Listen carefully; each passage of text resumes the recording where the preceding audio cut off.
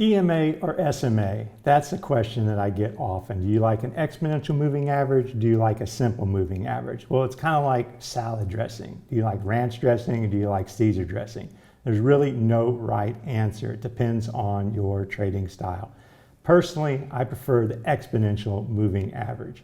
As you see on this chart here, that's because the exponential moving average weights prices more in the front. So the front months are going to be weighted more than the back months. So the green line here is an exponential moving average, and it is more sensitive to changes in price. So it turns up here.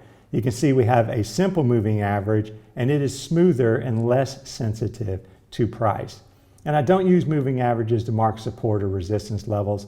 I'm looking for the direction of the moving average. So if it's pointing up or moving higher, I think that is bullish, and that's the main thing to get from a moving average. Which direction is it moving?